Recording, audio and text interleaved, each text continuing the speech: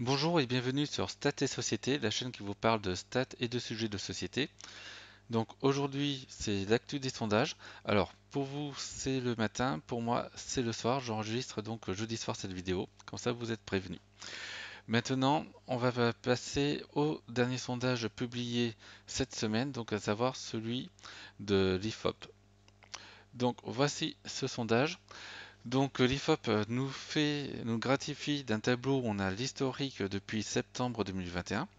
Alors ce sondage qui ici concerne un premier tour est sans surprise, puisque nous avons en fait un Emmanuel Macron, désolé, qui est toujours donné en tête à 27%. Donc je crois que c'est même un assez gros score par rapport aux autres instituts de sondage. Et on a Valérie Pécresse au coude à coude avec Marine Le Pen à 16%. Pas vraiment une surprise parce que ça fait tous les instituts de sondage les donnent avec un très faible écart. Zemmour suit à 13,5%, donc en décrochage par rapport à Marine Le Pen, mais en remontée malgré tout. Et par contre, un Jean-Luc Mélenchon qui lui serait en baisse à 8,5%, donc assez loin derrière de Zemmour cette fois-ci, et Yannick Jadot pas très loin à 7%. Donc là, ce sont les principaux enseignements euh, de cette page. Je dis cette page tout simplement parce qu'il y a eu d'autres hypothèses qui ont été testées, mais le document est assez lourd, donc je préfère commenter directement sur la page Wikipédia. On le fera ça vers la fin de la vidéo. Donc maintenant, on va passer au baromètre OpinionWay. Donc il y a eu le temps de se renouveler par rapport aux dernières vidéos que j'ai fait, notamment par rapport à la première occurrence de cette année. Euh, Ici, donc, pas de surprise. On a Emmanuel Macron à 25%, donc en fait, il y a assez peu de surprises notamment. On remarquera malgré tout Valérie Pécresse et Marine Le Pen à 17% égalité. Donc Marine Le Pen, ça fait c'est une légère remontée, même si on est dans la marge d'erreur. Il faut faire attention à ça. Zemmour qui est ici aussi décroché, donc avec 5 points d'écart avec Marine Le Pen. Donc on est vraiment pas loin de la marge d'erreur en termes d'écart. Donc là, c'est un vrai écart. Suivi de Mélenchon à 9% et de Yannick Jadot à 7%. Donc là, ici aussi, peu de surprises. Peut-être des petites variations, mais pas si significatives que ça. Il me semble qu'il y a justement des courbes, donc on voit les évolutions. Donc ici avec la petite remontée de Marine Le Pen. Et ici, on voit une baisse de Éric Zemmour qui passe de 13 à 12%. Donc c'est dans les marges d'erreur. Mais là où ça devient significatif, c'est si ces évolutions se poursuivent dans le temps.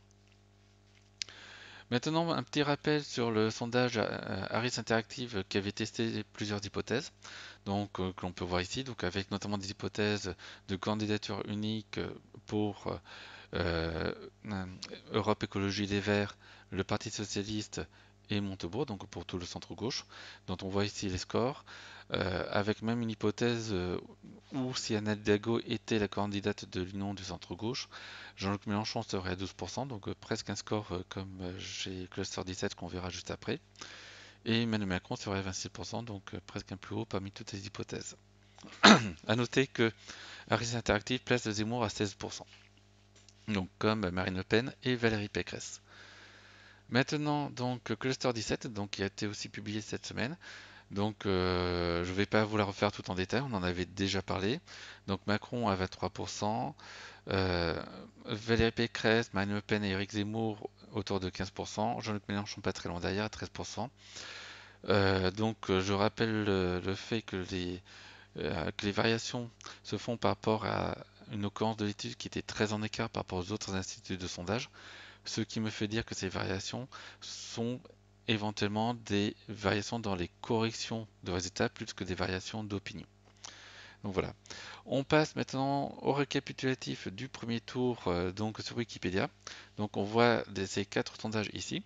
Donc on remarque que les sondages Harris Interactive et Cluster 17 sont des sondages qui ont été réalisés à la toute fin décembre, contrairement à ceux d'OpinionWay et de l'IFOP. Alors ici, c'est pas le tout dernier occurrence de l'IFOP désolé, de OpinionWay qui est publié puisque c'est un rolling.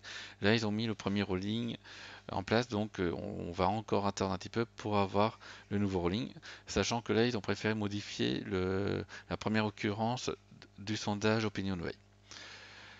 Donc ici, on remarquera quand même quelques tendances que les sondages de fin décembre ont tendance à privilégier, à favoriser Zemmour à 16%. Alors, lorsque je dis favoriser, c'est pas intentionnel, hein, c'est plus compliqué que ça. Ça peut être des choix de correction, ça peut être aussi des choix de panel. Alors que ceux publiés en janvier mettent Éric Zemmour à 13%.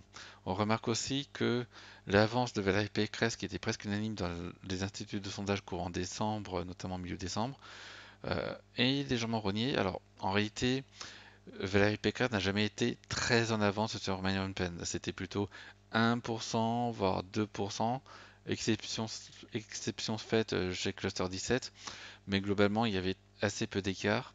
Et donc, ces égalités traduisent ce faible écart tout simplement. Il faudrait qu'il y ait un mouvement de baisse qui se poursuive encore 1 ou 2 semaines à ce rythme-là pour qu'on puisse parler vraiment d'un changement de fond, qu'il faudrait des variations de l'ordre de 2 ou 3% pour vraiment parler d'un changement. Ici, on reste dans les marges d'erreur, donc il vaut mieux être prudent. Maintenant, qu'en est-il des hypothèses de second tour?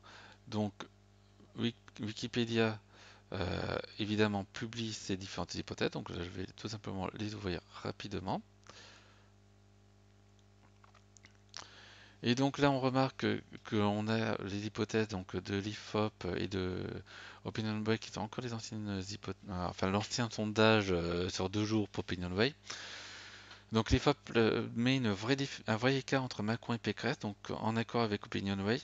Donc ça, c'est intéressant parce qu'on on avait l'habitude d'avoir des sondages, notamment courant décembre, qui mettaient un très faible écart entre Macron et Pécresse en cas de second tour. Là, on a quand même plusieurs instituts de sondage qui publient des écarts relativement importants, donc 55-45, 54-46%. Mais à l'heure actuelle, il n'y a que Harris Interactive qui met un écart relativement faible. On peut d'ailleurs revenir ici euh, sur le baromètre de OpinionWay. Donc là, on remarque, mine de rien, que l'écart est moins important chez OpinionWay dans leur toute dernière occurrence, donc 52-48 contre 54-46. Donc ça, c'est assez marrant. On a une petite différence d'appréciation par rapport à l'IFOP. Maintenant, on peut voir l'hypothèse voilà. Maintenant, on peut voir l'hypothèse entre Macron et Marine Le Pen. Donc là, maintenant, les écarts sont importants dans tous les instituts de sondage. L'Institut Harris c'est celui qui donne pour le moment les plus faibles écarts 55-45 et sinon on est de l'ordre de 58-42, 59-41 donc pour OpinionWay et IFOP. À ce niveau-là, on, on approche du 60-40%. Je vais vérifier pour la dernière occurrence du baromètre OpinionWay, donc il donne quand même un écart un peu plus faible, donc 56-44. Donc OpinionWay semble montrer un écart qui se réduit au contraire entre Macron et Marine Le Pen, même s'il reste encore très important. Enfin, dernière hypothèse, Macron et Zemmour, donc, qui est encore pas mal testée. Donc, elle n'est pas testée par Opinionway, elle a été testée par l'IFOP avec un 63-37%, donc je dirais que c'est un résultat à la limite du cinglant. Donc très important. Et donc apparemment ils n'ont pas encore remis à jour la courbe qui est ici. Donc on va voir comment ça va apparaître. Mais là encore effectivement la trompette ne semble pas se refermer. Donc ici on voit les écarts pour ce qui concerne Macron et Le Pen. Donc là encore ils ont tendance à s'agrandir un petit peu même si l'augmentation d'écart est assez légère mais se fait dans le temps. Et concernant donc Valérie Pécresse, alors là encore ils n'ont pas encore tout à fait tout mis à jour, mais on a des points qui restent quand même relativement resserrés dans l'ensemble, même si comme on le voit pour l'IFOP on aurait un des points qui serait quand même relativement écarté là. Donc voilà ce qu'on peut dire pour les sondages de cette semaine. Donc la semaine n'est pas tout à fait finie, il reste encore le vendredi et le week-end. Je ferai éventuellement une vidéo de mise à jour si des sondages sont publiés, notamment des sondages importants. Pour le moment, la vidéo se termine. Je vous souhaite une très bonne journée. Bye bye.